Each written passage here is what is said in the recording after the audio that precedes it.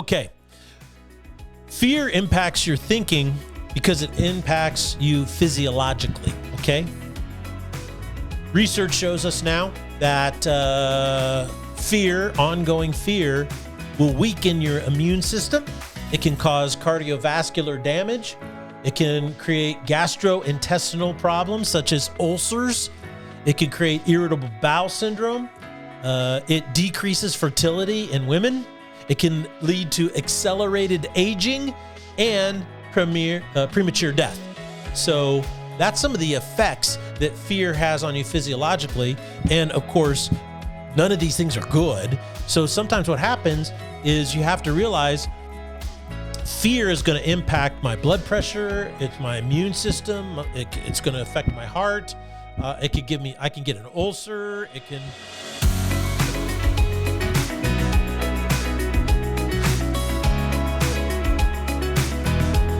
Welcome, everybody, to the Salty Pastor Podcast. I hope you're doing really well on this beautiful Thursday, October 10, 2024. We want to welcome all of you who might be listening for the first time or just joining the Salty Pastor crew. And it's all about coaching you up in your faith. Everything we do focuses on the development of your faith. My goal is to do this as a service to your faith. Paul says that I want to be poured out on the altar of the sacrifice of service for your faith. So that's why we do what we do, is in order to help build your faith and help you be coached up in how to grow your faith by learning to think for yourself, knowing what you believe and why you believe it, and whether what is true, and how in the world you can know that. These are all answerable questions. And once you start thinking about them, answering them, your faith grows. You start to understand your place in this world. You start to understand your value, your identity of who you are. You start to have deeper meaning. And ultimately, the joy in your life goes way up. So that's what the Salty Pastor Podcast is all about. We're not here to tell you what to think, but help you think for yourself. Now, we're currently in a series called The 7 Deadly Emotions, and how our emotional life can kill a lot of really good things in our life. It's based on the notion of Aristotle's 7 virtues, and then Evagrius Ponticus was a kind of a biblical scholar, early church father in the 3rd century AD, after Christ was walking the face of the earth. And he came up with 7 deadly sins to juxtapose Aristotle's 7 virtues. And his sins were anger, envy, gluttony, greed, lust, pride, and laziness or sloth. So we thought, since we live in the day of postmodern deconstructionism, and everybody thinks differently than they ever before, according to the philosopher Rief, I'm not quite sure how you pronounce his last name. And that is that we're in the age of the psychological man, meaning that most people today are trained to think with emotional logic. They are not trained to think with rational logic, and hence so much more conflict in the world today. And in the psychological man, we appeal to emotions more than we do virtues. And I think it's really important to understand that. And so what our goal is to do is talk about anger, fear and anxiety, despair or sadness, boredom, guilt or shame, envy, emptiness. And so we're going to talk about these emotions and how they mirror these 7 deadly sins, and how if these emotions are not understood, managed properly, or dealt with, guess what? They end up killing things in your life. So on Tuesday of this week, back there on the 8th of October, we talked about fear and anxiety. There's been so much teaching on anxiety. There's been so much research, and there's so many different things that you can go and discover about anxiety. Everybody knows that anxiety is based out of fear, and there's very little people addressing the emotion of fear. And so this week we're trying to dig into fear, where it comes from, how it impacts you. How do you know the difference between healthy fear that protects you and fear that's deadly and kills things in your life. And so we're trying to figure out fear. And so that's what we dug into on Tuesday. And today we want to go a bit deeper and start applying this pragmatically to everyday life. So let's jump in. Now, the first thing we want to do is we want to talk about the essence of fear. And on Tuesday, we dug into this, and I just want to kind of tease this out a little bit, get a little bit more clear on it. And that is, healthy fear is a warning that something's wrong so that your brain will kick in on the rational side, make good decisions. But fear becomes deadly when it influences or drives your rational process of thinking. And the reason why is if your fear drives your rational thinking, you can rationalize anything you want to do. Did you catch that? Okay. If fear drives your rational thinking. So healthy fear says, hey, there's something wrong here. Hey, take aware. And then your rational brain goes, okay, basically, what do I know? What is my experience? What are my senses telling me? What is the proper response to this situation? But if your fear drives your, rational thinking process, what you'll end up doing is rationalizing anything you end up doing, which is terrible. Let me illustrate it this way. When I was learning how to fly a small airplane, piston aircraft, and getting my private pilot license, one of the things that they do is that when you start off, they're always going, don't cross control. Don't ever cross control. Don't ever cross control the airplane. Basically, what that means is if you want to make a turn, okay, that is you have on the wings, you have these things called ailerons, right? And the ailerons basically control whether you turn or not. Okay, because a plane is not a car. You don't turn a steering wheel and then you turn right or left. What you do is you will move the aileron so that the one wing will dip, right? And then the other wing will raise. And then what you do is you press on the rudder in the same direction that you want to turn, and then the plane will naturally turn based on aerodynamics.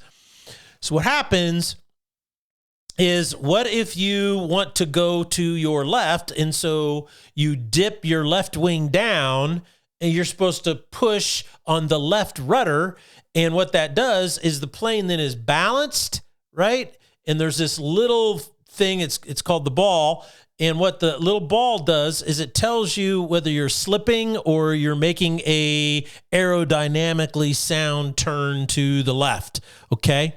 And what's really interesting about the aerodynamics is, you can actually predict based on your speed how long a 90-degree turn will take and so forth. It's really quite fascinating, the physics of it all, but that's another podcast.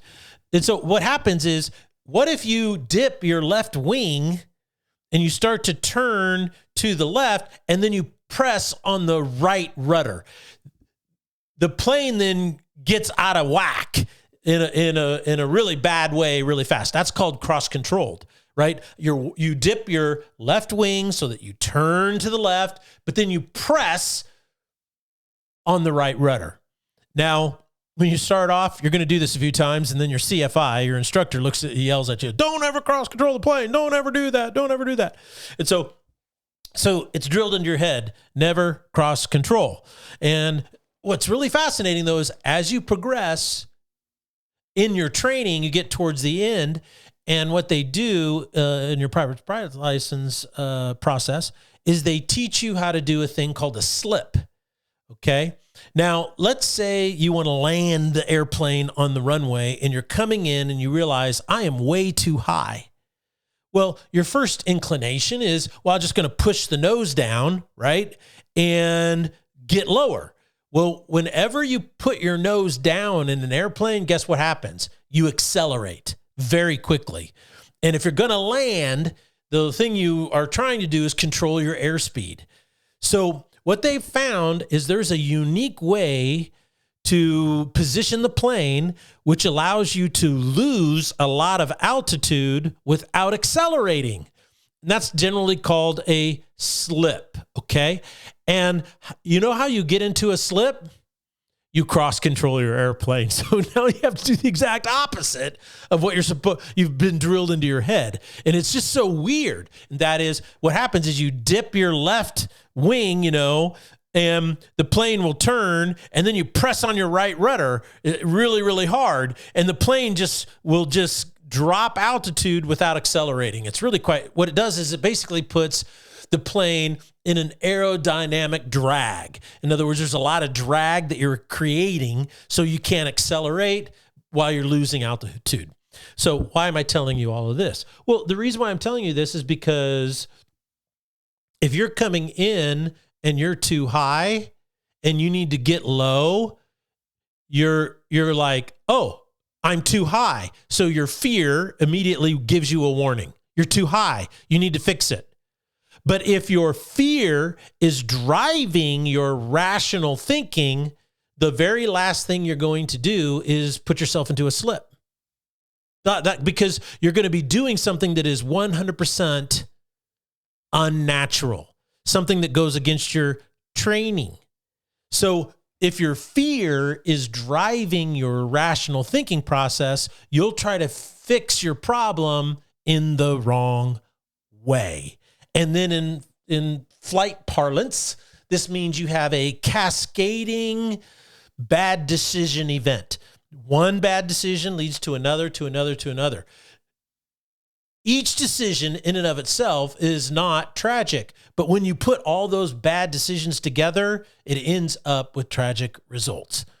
That's what I'm trying to get at here, is that you have to understand the essence of fear, and that is fear is to be a warning sign, but it's never intended to drive your rational thinking, because if it does, you're going to end up with a deadly result. So, in the same way that anger, remember we talked about that last week, anger can cause you to behave in a way that is inconsistent with what you believe, which makes you unhappy. Fear can cause you to think in a way contrary to what you know is true in life. And this really digs into your purpose. And so many people know that their life has a purpose, but so few people ever actually live their purpose in life. Why is that?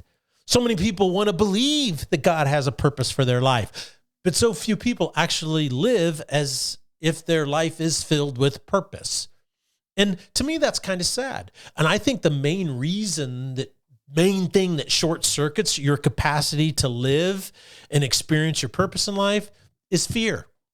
Because what fear does is it causes you to think in a way that is contrary to your purpose in life, just like anger causes you to behave in a way inconsistent with your core beliefs.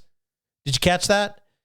Fear causes you to think in a way that is contrary to your purpose in life. And that inconsistency, that incongruency, that conflict is what really destroys your capacity to live purposefully. So that's what it all comes down to, is that if you want to live a purpose-driven life, if you want to live life with purpose and reap all of the benefits of that, you've really got to figure out how your thinking is influenced by your fear. So let's dig into that real quick and kind of see what we can learn, okay? There's a bunch of new research out I'd like to share with you. Okay. Fear impacts your thinking because it impacts you physiologically, okay? Research shows us now that ongoing fear, will weaken your immune system. It can cause cardiovascular damage. It can create gastrointestinal problems such as ulcers. It can create irritable bowel syndrome. It decreases fertility in women. It can lead to accelerated aging and premature death. So that's some of the effects that fear has on you physiologically. And of course, none of these things are good. So sometimes what happens is you have to realize fear is going to impact my blood pressure. It's my immune system. It's going to affect my heart. I can get an ulcer. It can mess up with my gut health and my regularity. It decreases your fertility, which means that you have a hormonal imbalance. I mean, it does all these things to you physiologically. And when we get off physiologically, what happens is that warning, that anxiety increases, and that then interferes with our rational thinking process. And we start emphasizing emotional thinking. And that's not good, because fear is a highly influential emotional experience. So that's why I'm saying, whoa, one of the things we got to realize in our world, we've been trained to think emotionally. And so with emotional logic instead of rational logic. And the end result of that is that when we are fearful, we are incapable of understanding the influence of fear on our thinking. In other words, we just spend our time thinking something instead of ever asking ourselves, why am I thinking this way? Why do these emotions have such influence over my conclusions? And so that's a really big deal. And you can see when you're thinking emotionally, it increases your potential. It increases the effects of fear on you physiologically. So if you've been trained to think emotionally, let me rephrase it this way. If you've been trained to think emotionally and you predominantly think with emotional logic, then whenever you fear, your immune system is going to be hindered even more so than a rational thinker. You're going to have more cardiovascular damage than someone who's just using rational logic. You're going to have more gastrointestinal problems. You're going to be more prone to ulcers, more prone to irritable bowel syndrome. You're going to have decreased fertility, hormonal imbalances, and accelerated aging, all because you were trained to think a certain way. Now, that doesn't mean you can't start thinking another way, okay? I'm 100% behind the fact that when you realize the way you think, you are more than capable of rewiring your way of thinking. It's not nearly as difficult as the world wants us to believe. How else does fear impact you? Okay. Well, here's a word for you, and I got to read this thing because it is long. Okay. The psychoneuroimmunological. Oh my goodness. Who thought up that? That's got more syllables than I can count. Anyway, they've done this type of testing in laboratory. They test psychoneuroimmunological things or issues in people. And what they found is that fear creates stress, and that stress is what weakens your immune system and gives you all these other things, ulcers and premature aging and decreased fertility and so forth. It also does this. It impairs the formation of long-term memories, and it damages parts of the brain, such as the hippocampus. And what that does is it produces in you fatigue, increased likelihood of osteoporosis, type 2 diabetes, aggravated clinical depression, accelerated aging, and even, this is Sapolsky in 1998 in his research published the following. So it's interesting to me is that is the whole point of this research is to prove a simple fact, and that is fear is deadly to you physiologically. Fear, if left unchecked, fear, if not dealt with, will have a powerful physical impact on you. And that impact will be deadly. There's no way around it. You have to figure out how fear operates and influences you so that you are not destroyed by its influence. And one of the ways that you have to do that is you have to realize that fear is a response or a way of thinking, whether rational or emotional, usually emotional, to a circumstance. Often it is not the facts or the reality of the circumstance.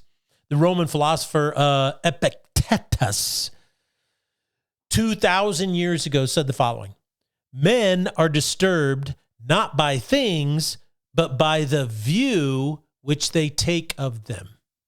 So if he's right, which I think he's onto something, Epictetus is basically telling us it's how I view things, it's how I think about things that is going to cause the level of fear that I experience and its influence on my life.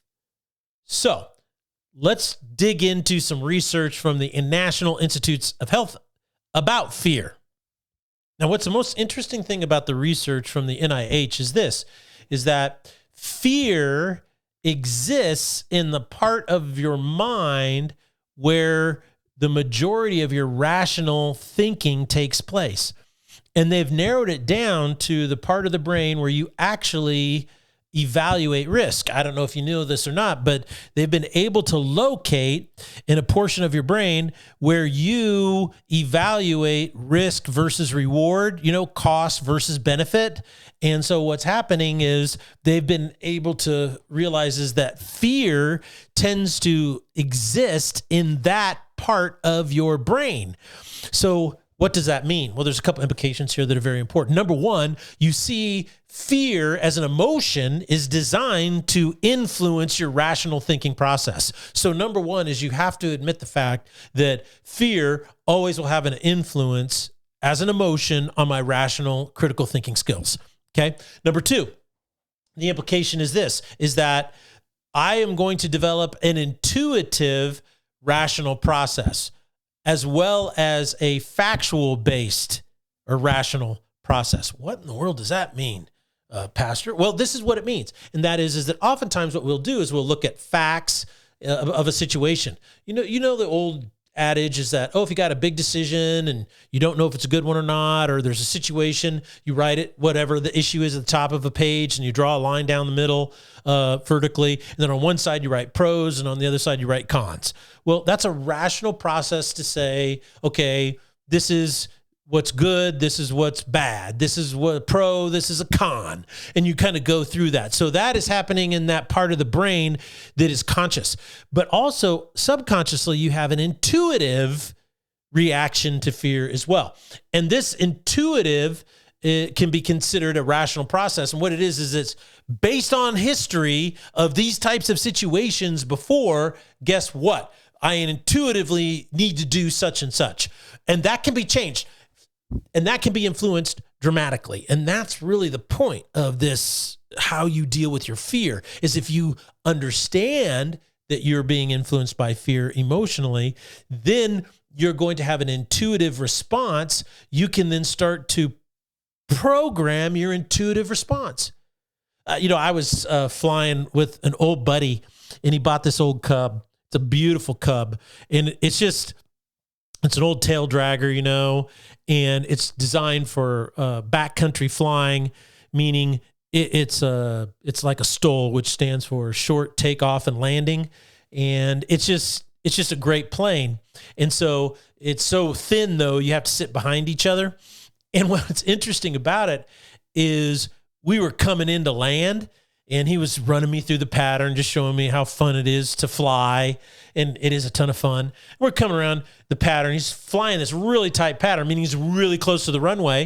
And what he's doing is he's coming around, and almost every single time we coming into a landing, he's slipping the plane by cross-controlling it. That's right. He's coming around, and he's just flying around. He's goes almost every single time. And what's interesting, he's been flying for so long that he just does it intuitively. Yeah, he comes around, he just cross controls the plane, and boom, you're right on the ground in the blink of an eye. It is a ton of fun to do, by the way. But my point is that because of his experience of flying so much, he now knows how to do something that is contrary to your original training, but it's become reflexive. And that's what the difference between a pilot that is a good pilot and a great pilot is, that you just start to intuitively know what to do. You've experienced this if you've ever driven a car. If suddenly there's an accident, you don't think if something happening in front of you, an emergency, you don't think, oh, I need to press on the brake. You just immediately reflexively hit the brake. So that's an intuitive response to fear. And in the same way, you can program your intuitive response to fear. And that's critical. But you can't do it unless you know how fear influences you on an emotional level. So let's get practical and dig into that next. Okay, number one is this. What to do about fear, how to reprogram that intuitive, rational response to fear so that fear never becomes deadly in your life. Number one is this. Understand how you think. Think about thinking. Think about thinking. Princeton University psychologist Daniel Kahneman, he discovered that when making decisions, our brains use cognitive biases, right? And these are developed in and rooted in our brains through fear. Oh, I'm going to say that again because I really want you to catch it. According to Princeton University psychologist Daniel Kahneman, when we make decisions, our brains use cognitive biases, and these biases are rooted in our brains through fear. So according to Joseph Pierre, MD, who published an article in Psychology Today, he says, as of 2020, it has been proposed that there are nearly 200 cognitive biases that have evolved to make decision-making more efficient, but have also resulted in making us prone to errors in accurately judging the risks and benefits of our actions. For instance, here's a cognitive bias that they talk about, and that is when you're doing something that you really, really enjoy. Let's say you really enjoy eating, and then you have a sweet tooth, right? And so what happens is that you have a cognitive bias when it comes to sweets. More is better. So when somebody comes by and says, hey, would you like another? Sure. Your brain just takes a shortcut and says, yeah, more is better. So you get more. That's a cognitive bias. But he tracks it back to a deeper level. And he says, where does that cognitive bias comes from? It comes from a sense of fear. And that fear is what rooted that cognitive bias in your brain. So if you want to be a person that doesn't eat sweets so that you don't develop type 2 diabetes, that doesn't mean you don't like sweets and you have them. It's that, well, I need to quit eating so much of it. I need to control myself. How do you control yourself? Well, you can't control yourself from denial. Denial doesn't work. What you have to do is you have to go back and you have to rewire that cognitive bias. And it's possible. I believe that research shows that you can rewire a cognitive bias in your life in 8 weeks. But you have to be very intentional about it, okay? So number one is you got to understand how you think, and then you got to understand too how to change your thinking, how to change your cognitive biases, and how to rewire the brain. And that begins with digging deep into your fears and asking yourself, why am I afraid of fill in the blank? Why am I afraid of that? And then how do I push through it? Let me give you an illustration, since we're running out of time here, of how you can apply this. And I would just like to say straight up the following. Men primarily relate to their wives out of fear. Most men communicate with their wives out of fear. Now, what's interesting is right now, a lot of guys are nodding their head, yeah. And a lot of women are going, uh-huh. Well, why do men relate to their wives out of fear? This is the saltiest thing you're going to hear from me in a long time. Because their wives trained them that way. That's right, ladies. This is on you. You've trained your man to communicate with you out of fear. I can't tell you over the 40 years that I've been in the ministry that I have heard men say to me, yeah, well, I'm just trying to figure out what to say so I don't get in trouble. That's right. Men relate and communicate with their wives out of fear because the women in their lives have trained them to relate to them out of fear. I know that's a very unpopular message. I know that nobody wants to hear that, but that's why I'm the Salty Pastor. I'm willing to address things that nobody wants to address, but are true. Okay? The best thing for a man to do is figure out how to communicate with his wife without fear. Okay? And in order to do this, he has to navigate and think about his thinking. And that is, how come I have been trained to respond to my wife out of fear instead of learning the skills to communicate with her honestly, openly, and assertively without being rude, hurtful, or insensitive? Well, that's a high bar, but any man can learn how to do it. But he won't learn how to do it if he doesn't, what? Learn how to not relate to her through fear. If he doesn't learn how fear is influencing his communication style with his wife. And here's what's so funny, ladies. If you really are honest and if you really want to think about what I'm saying, I think you'd agree with me 100%. The thing that frustrates you the most is that your husband communicates with you and you know he's not being 100% honest. You know it. You know it. So if you want your husband to start communicating with you honestly, then you need to take ownership for how you've trained him to not do that. And he needs to develop ownership for trying to communicate in a way that makes you happy instead of being honest with where he's really at. Recently, I was talking to a guy and he said to me this. I wrote a book on intimacy for married couples. And he said something to me, he goes, I just want you to know that this book just totally changed my marriage. He said, my wife and I are just like, this book has absolutely revolutionized our marriage, and they're empty nesters. And he said, what's so interesting is this, is that when we started the book, and he said, we got nothing out of it for the first, few days. And I said, why is that? He goes, because I was afraid to be honest.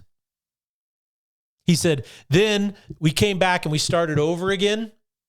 And he goes, this time I just said, I'm going to be honest. And he goes, that just totally transformed our marriage.